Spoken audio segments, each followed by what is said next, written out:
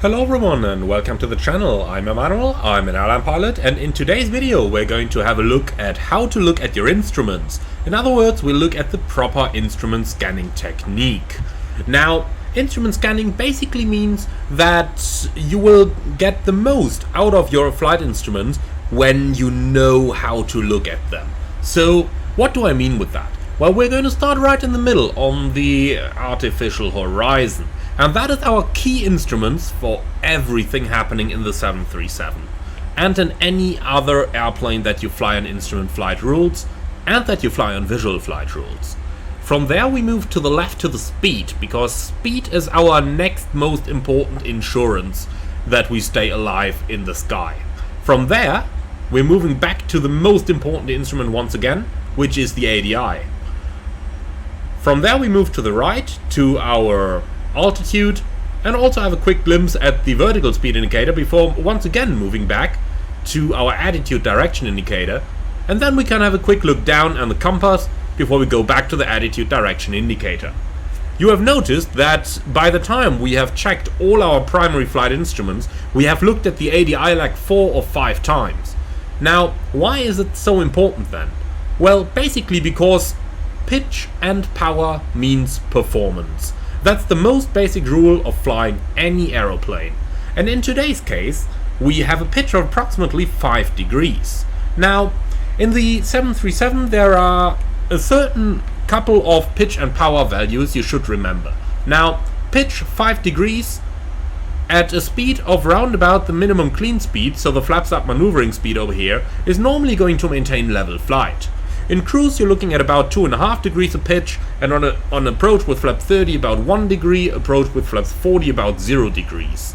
So when you know those basic values and when you maintain those basic values, your airplane is going to go where you want it to go. Let's have a look at a couple of practical examples. I'm going to switch off that autopilot and I'm going to switch off that flight director, and now we're going to put this into a couple of practical examples. We're going to leave auto thrust on initially, as it is going to make our life easier. So we are now going to make a left-hand turn towards a heading of 110. So that's 90 degrees to the left. Doing that in manual flight is quite easy. So I'm going to start the turn, and at the moment we look at the bank and the pitch. We know that as we increase our bank we're going to lose a little bit of lift, so we have to increase the pitch just a tiny bit, like now. And when that is done, the airplane is going to maintain its altitude nicely. Now, as we fly the turn, we are constantly checking from here to the speed, then back to the attitude, over to the altitude. You can see we're descending a bit now, so let's correct by adding a tiny bit more pitch. And we're just about looking at half a degree or something over here. And then eventually we are overshooting our heading because we stayed too busy on other things. See how easy it is to lose track of your flight instruments? Well, let's try that one more time. This time we are going to reverse the turn and we are going to fly all the way to a heading of 010. So let's do that one more time.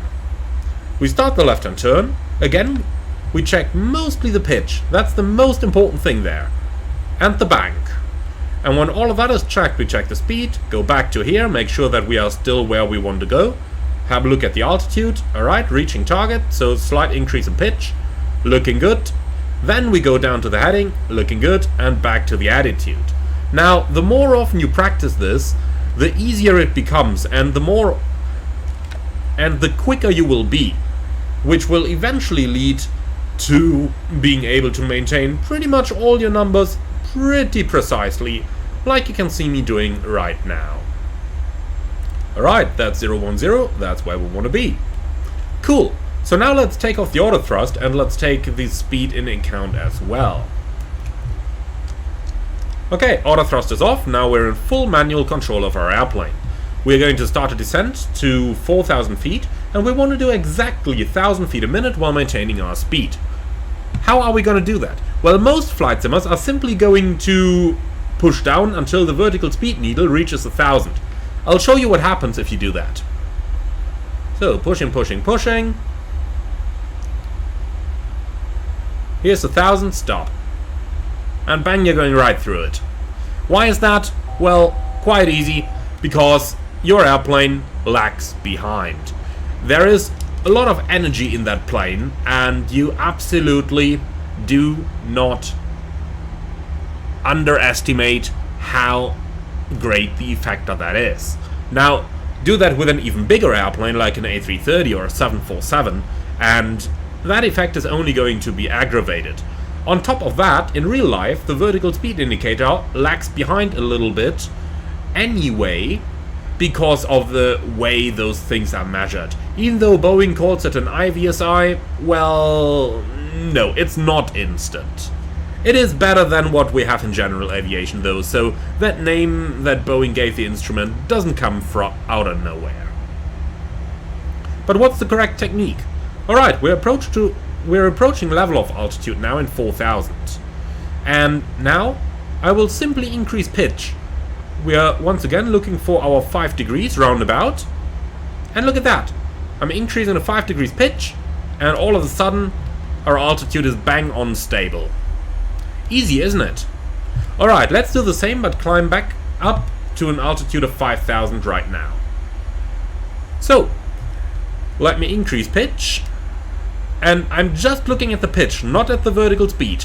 Increasing pitch, putting it where I believe it should be.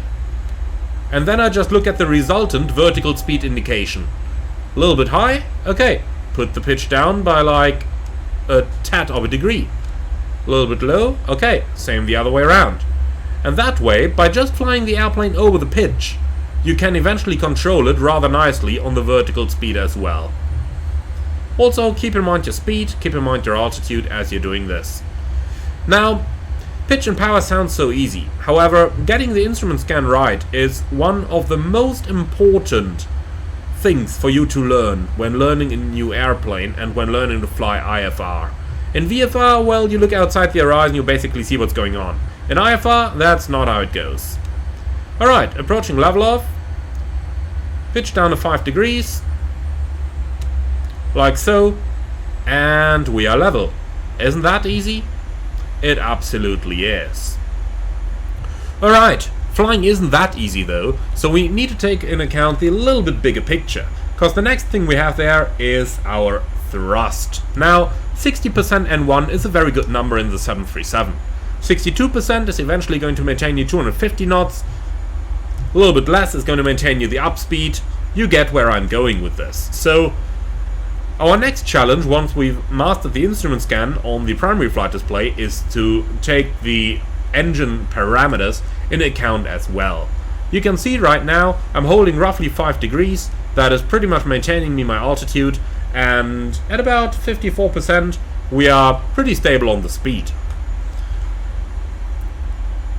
Alright, so now it's your turn. Do a couple of exercises, taking your airplane, turning off all the automation there is, and just a couple exercises going left and right, like that, turning back onto the final now, to re-intercept that extended center line that we have drawn earlier. So, eventually, when you get the instrument scan right, your entire hand flying is going to become a lot better. Also, this is going to lay the foundation for any manual flying you do, and especially for any precise manual flying that you might want to be doing in the future. Right, that's it for this video. Thank you for watching, everyone. Do let me know if you already applied this technique, and if you didn't, then do let me know how much it is improving your hand flying skills. Looking forward to the results, looking forward to what you guys think about this. In the meantime, thank you very much for watching. Be sure to leave a like if you did actually like the video, and be sure to leave a comment to let me know what you think about it. If you're up for more, don't forget to subscribe to the channel, and then I see you all again on the next one. In the meantime, if you really love what I'm doing, I would appreciate a small donation through the Buy Me Coffee link in the video description below. Thank you very much for watching, and I'll see you all again on the next one.